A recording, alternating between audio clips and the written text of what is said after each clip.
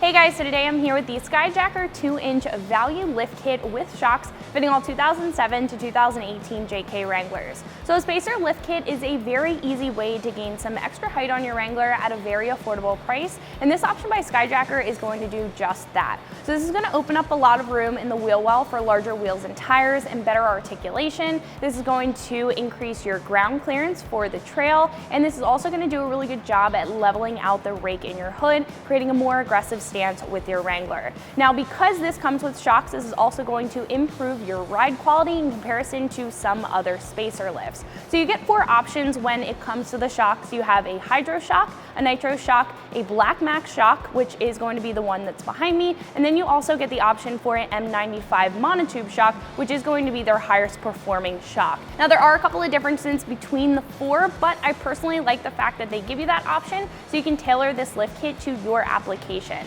Now, I'll get into the details about those different kinds of shocks in just a minute, but the hydraulic shock and the Black Max one behind me, those are going to be hydraulic shocks, perfect for somebody who's looking to do some daily driving and some very comfortable riding. Now, the Nitro and the M95 are going to be higher performing shocks. They are going to be a little bit stiffer, but they'll be able to take a lot more abuse when you're out on the trail. So it really comes down to your application on which one you need to choose. Now, this lift kit is also going to be perfect for somebody who's not looking to get too involved in their suspension.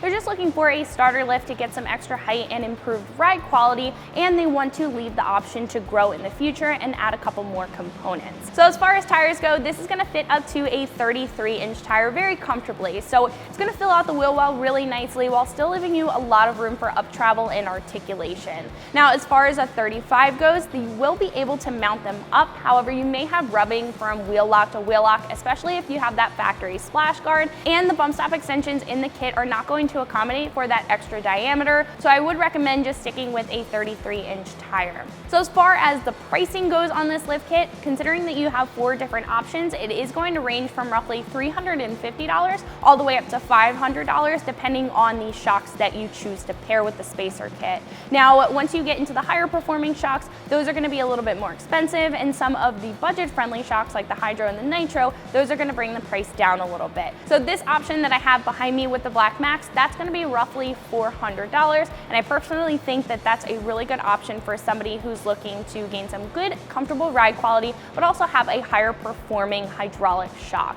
Now, in comparison to a lot of other lift kits and spacer lift kits on the site, you'll usually see that the more cost-effective choices are not going to include shocks, so you already have a one-up on those other ones with this lift kit. Now, in comparison to some more expensive options, they're usually just going to come with more components. So you'll either see spacer lift kits that'll come with extra components like sway bar end links or even a couple of other accommodating pieces, and then you'll start to see lift kits that will incorporate springs and all of those extra components to accommodate for that added height. Now, I personally think this is a really good middle ground, and this is perfect for somebody who's looking for a starter lift kit, again, who's looking to improve their ride quality and gain some extra ground clearance for the trail. Now, install is going to be a 3 out of 3 wrenches on the difficulty meter, considering that this is a lift kit. So you will need about 6 hours to get the job done if you are looking to do this in your driveway, and also some pretty basic hand tools. So speaking of that install, let's jump into that now. The tools that I used for my install were impact wrenches, pneumatic and electric, a drill,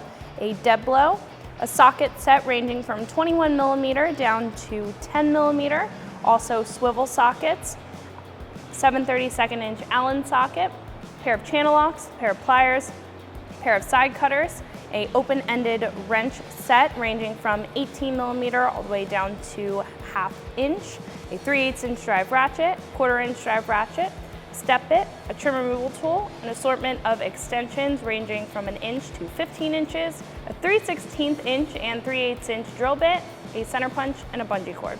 So the first couple of things you want to do is get your Jeep up in the air, whether that's on a lift like we have it or on a jack and jack stands, and you want to take off all of the wheels. Now, we are going to be starting in the back, so if you are on a jack and jack stands, you want to make sure that you keep the front wheels on and chock the front wheels and then remove the rear wheels. Now, the next thing you want to do is support the rear axle. I have 2 pull jacks here, and then we can start by taking off our rear shock. So I'm going to be using an 18mm socket and an 18mm wrench to take out that bottom bolt. So you may have to give it a little tap if it's stuck in there. All right, now we can move up to our top bolt. So you're gonna have 2 bolts in the top bar pin. I'm gonna use a 16mm swivel socket and a 15-inch extension to remove those and clear the sway bar.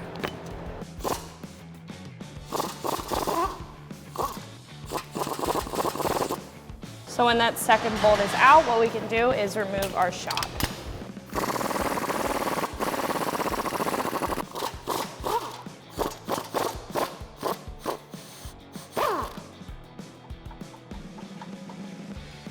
So our next step is to disconnect our sway bar end link at the bottom here. So we're gonna take out this bottom bolt using an 18mm socket and wrench. We don't have to completely take this off because we will be reconnecting this in the future.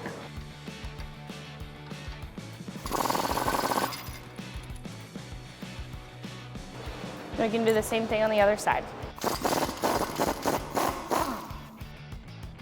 So in order to get our axle to drop as low as we want it, I am going to remove the track bar bolt on the axle side using a 21mm socket.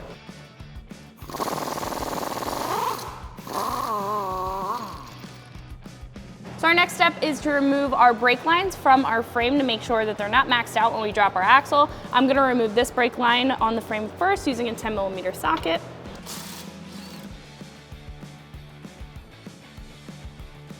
We can unhook that from the frame. And then we can move on to our ABS line. So I just have a trim removal tool and I'm just going to pop these clips out of the frame.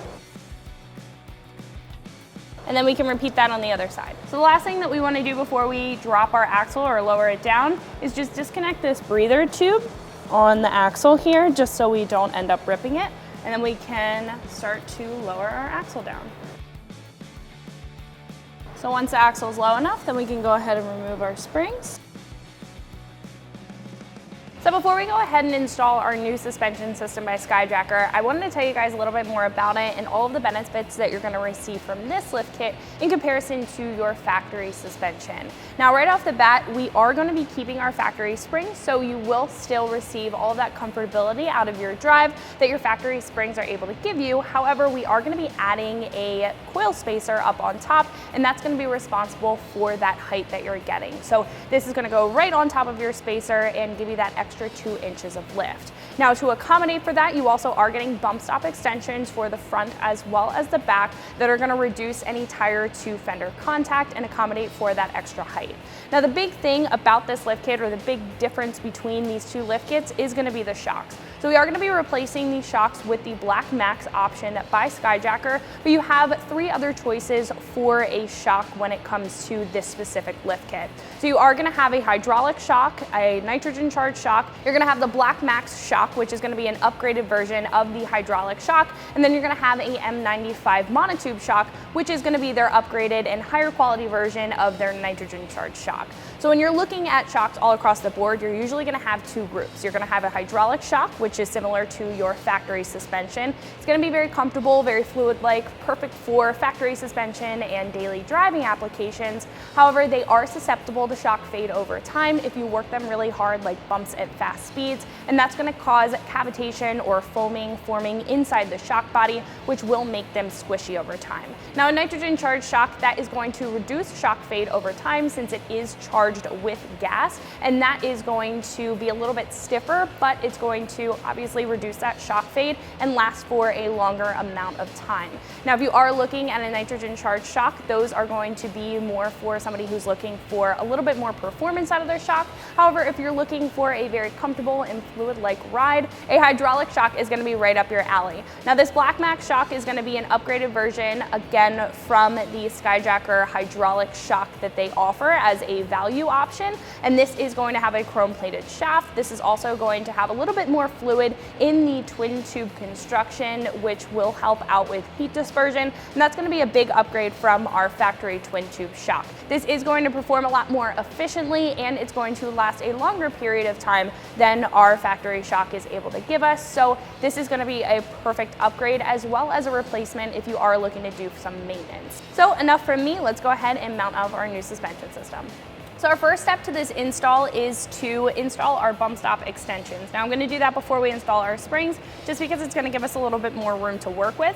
You want to make sure that that offset there is facing forward, that shelf on the back here, because when the axle compresses, this is going to move a little bit farther back, and you want to make sure that that's hitting this top surface. Now we're going to take the provided bolts, provided hardware, and put those through the pre-drilled spots in the bump stop pad. And there's going to be a hole at the front as well as at the back here.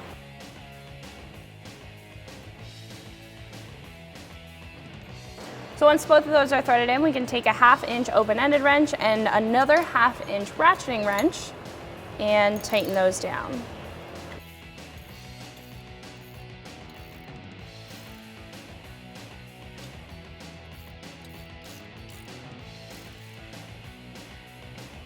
Then we can repeat that process on the other side.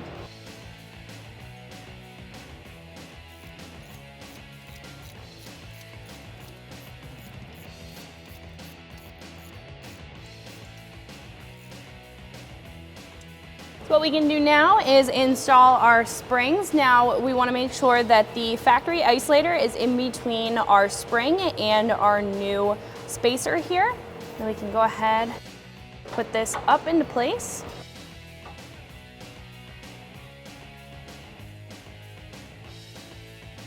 We can do the same thing on the other side. So once the springs are in place, what we can do is put a little bit of pressure on our axle and our springs. Make sure they stay in place.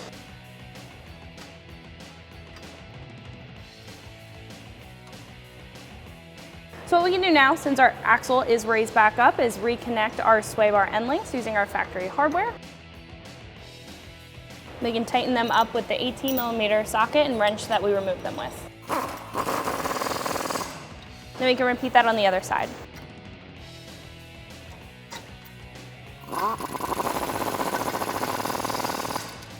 So our next step is going to be our shocks. Now we do have to press in our bushings as well as our bar pins and metal sleeves in order to install those on our Wrangler. So you are going to need a vice press in order to do that, or a vice grip in order to do that. And I would recommend to grab some grease. You can either use PB Blaster or WD-40. I'm going to use a lithium grease here, and that's going to help us get those bar pins and the metal sleeves in just a little bit easier. So what we can do first is actually install our boots. So your boots are going to be provided as well as a zip tie. So before we press anything in, we do want to make sure that our boots are on first, so we don't have to slide those on after. Now the larger opening is going to go around the shock body down here, and we are provided with zip ties.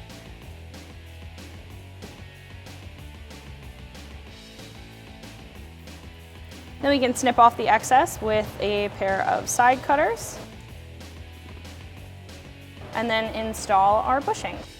So our front shocks are just going to receive a standard bushing as well as a standard metal sleeve. So these actually should be pretty easy to push in. Just gonna put a little bit of grease on there, help it out.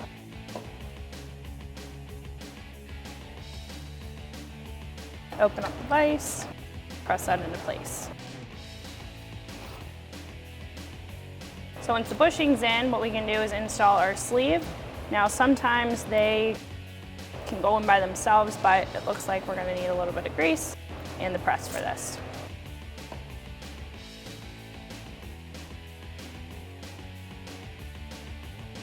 Then we can repeat that process with our other front shock.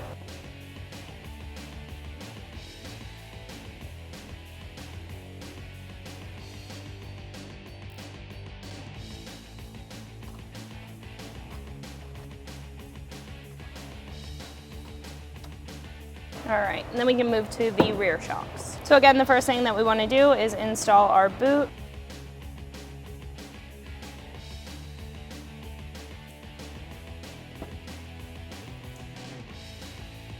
And then we can install our metal sleeves and our bar pins. Now these are going to be set up the same way as our front shocks. You want to make sure that we're installing our bar pin up at the top here, so the shock body is facing up, and then down at the bottom we'll install the standard metal sleeve and standard bushing.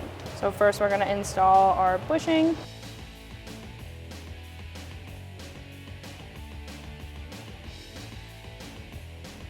Then we can grab our bar pin. Now you're gonna have a closed side as well as an open side. I'm going to put the closed side in first, just because I don't want these teeth to chew up this bushing. But it is gonna be a little bit difficult to get this in.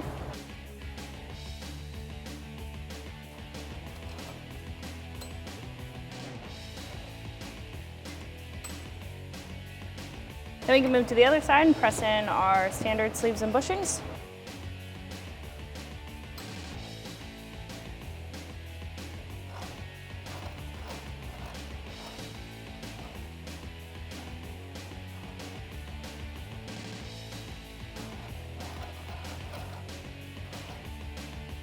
All right, so now we can clean these up and install the rear ones on our Wrangler. So we can start installing our shocks up at the top. I'm gonna be reusing that factory hardware. Once that's threaded in, we can tighten it up with that same 16mm swivel socket.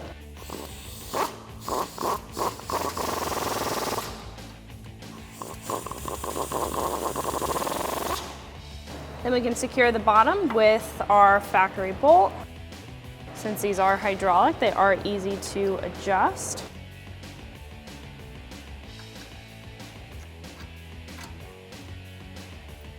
And then we can tighten that up with our 18mm socket and wrench. And we can do the same thing on the other side.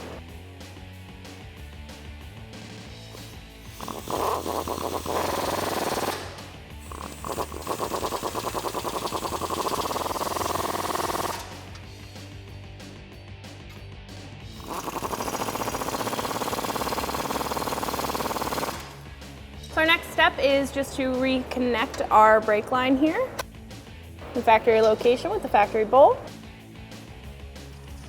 Tighten that back up with a 10mm socket.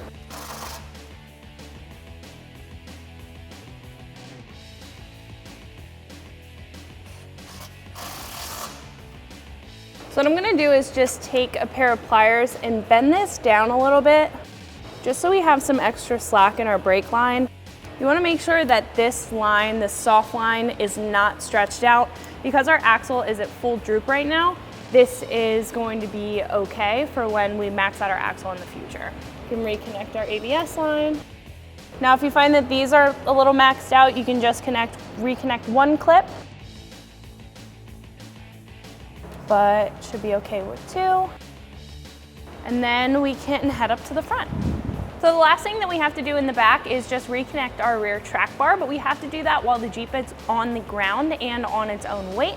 So in the meantime, we can move up to the front. So the first thing that we're gonna do is support our axle just like we did in the rear, and then we can start with our sway bar end links. I'm gonna use an 18mm swivel socket and an 18mm wrench to remove that lower bolt.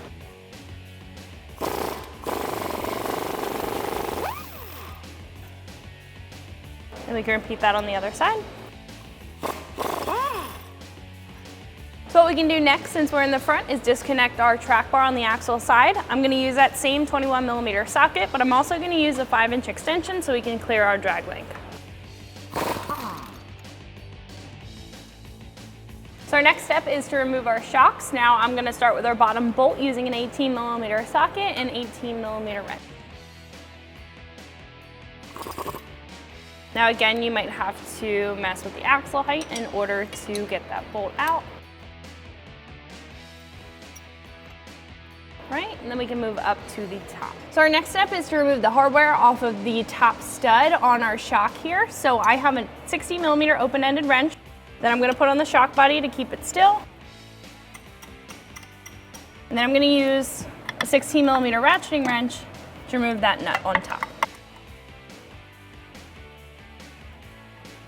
I also sprayed this with a decent amount of PB Blaster just because these can be very stubborn.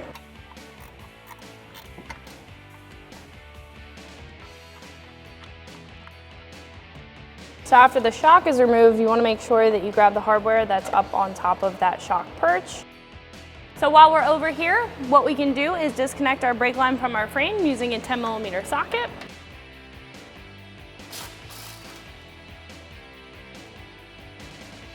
And then we can also remove the bottom bracket for our brake line down at our axle. So it's going to be right at the bottom of our spring perch here. I'm going to take a 10mm socket and a 1/4-inch drive ratchet and remove that bolt.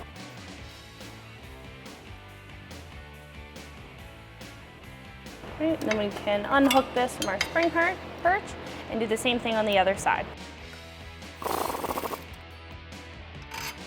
So for this side, you do have the bottom of your battery box here. Now you can trim this or break off this bottom piece. It's not going to mess with the structural integrity of the battery box, but it might give you a little bit more room to work with. You're also not going to be able to use the ratcheting side on this side because it will get stuck once you actually remove that nut on the top there. So I'm still going to use the 16mm open-ended wrench for the shock body, but I'm going to use the open-ended side of my wrench for that top nut.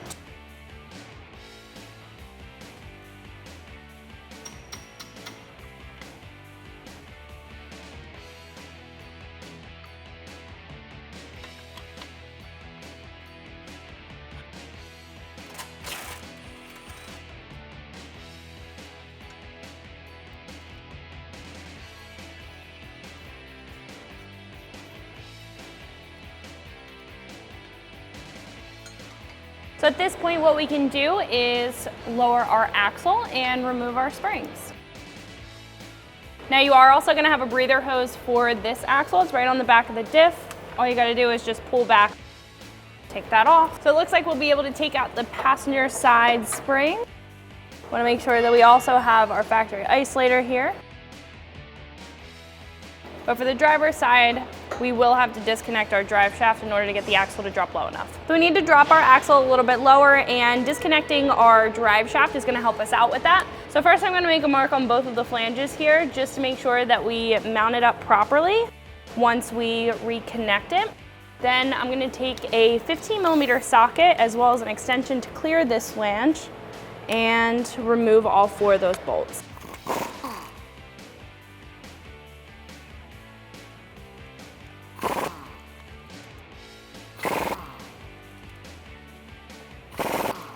And what we can do is actually pull this away. And just so we're not maxing everything out, I'm just going to put a bungee cord over this to support it from the top. Then we can continue to lower down our axle and take out that driver's side spring.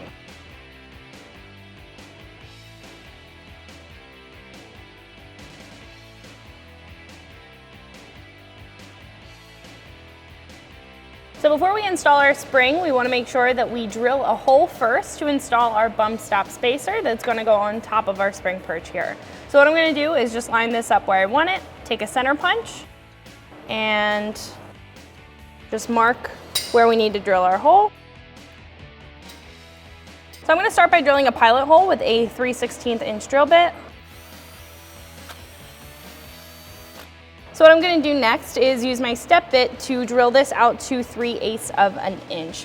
Now you can just keep on stepping up your drill bits until you get to 3/8, but a step bit is just a little bit easier and quicker. So after I've used my step bit, I just want to make sure that the 3/8 fits through there fine. And it does, so we can wipe that off and do the same thing on the other side.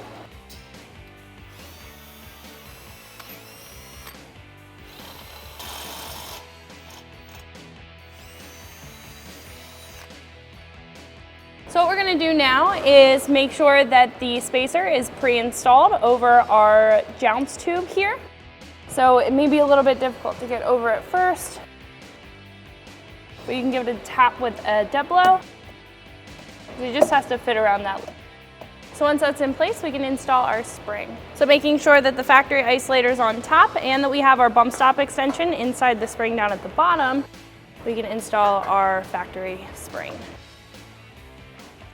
Now you want to make sure that you twist the spring so the pigtail's sitting in the back on the driver's side and in the front on the passenger side.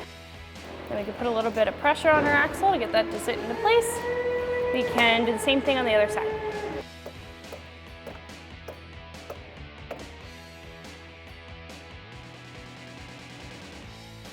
So what we can do next is secure down our bump stop extension using the provided Allen head bolt and thread that into the back. We can take our provided nut for the other side and go to the back of the spring perch, So once that is threaded on and into place, we can use a 7/32 inch Allen key. I'm going to use an Allen socket, tighten up the top here. And I'm going to use a 14mm socket to tighten up the other side.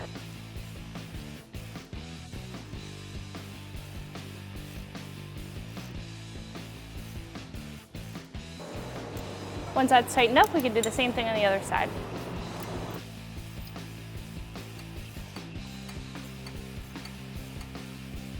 So what we can do now is reconnect our brake lines. I'm going to use that 10mm socket. Now, because we are lifting this and this didn't come with brake line drop brackets, I am going to do the same thing I did in the rear and just straighten out this hard line of our brake line. Now, I would recommend to get drop brackets. However, if it's a little bit easier to do this, I recommend it for the time being, just to give your brake line some extra slack. Just be very careful when you do this. Then we can resecure this bottom bracket with that 10mm bolt that we used before. Tighten it down with that 10mm socket.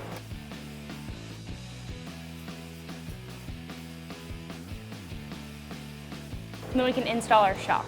Then you're going to grab the rubber bushing with the indent in it, and we're going to put that up on top with our cup washer.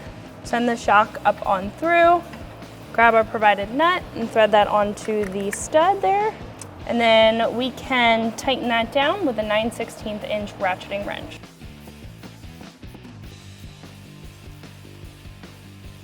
So then we can secure down the bottom with our factory bolt. You may have to mess with the axle height again in order to get that installed.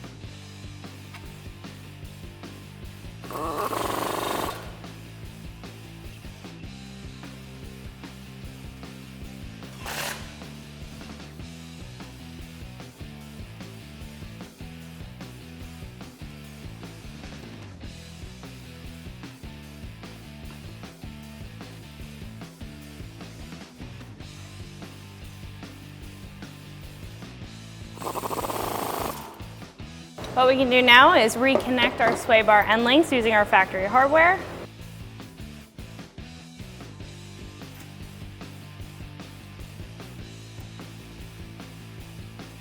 And then tighten them down with an 18mm socket and wrench. And same thing for the other side.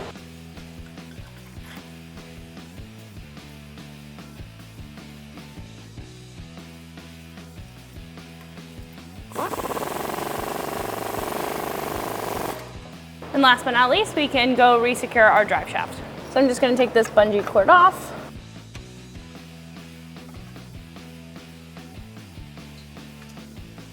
Then we can resecure it, making sure that that mark is lining up. Now you will need blue Loctite for the threads.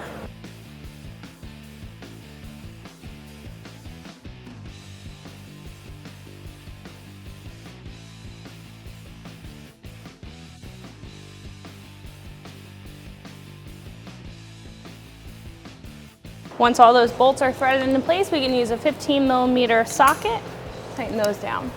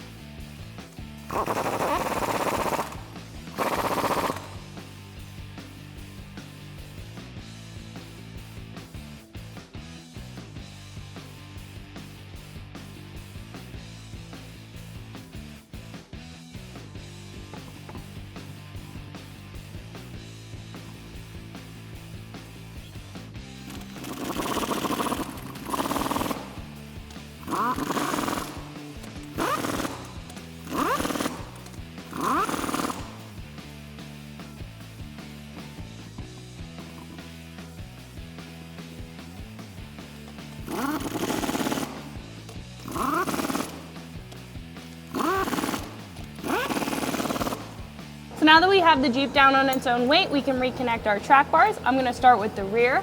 So you can have somebody wiggle the back end of the Wrangler and you should be able to get it to line up. So once you have your flag nut threaded on, we can tighten it down with a 21mm socket.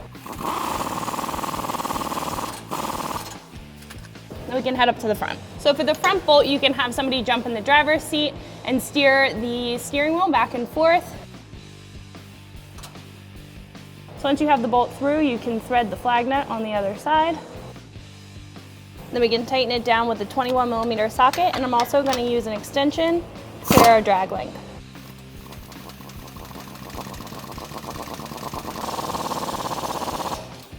So after your track bars are reconnected, I would recommend to torque everything down to spec and to take your Jeep to go get an alignment, and then you'll be all set to go. So that's gonna wrap it up for my review and install. Make sure you like and subscribe, and for more videos and products like this, always keep it right here at ExtremeTerrain.com.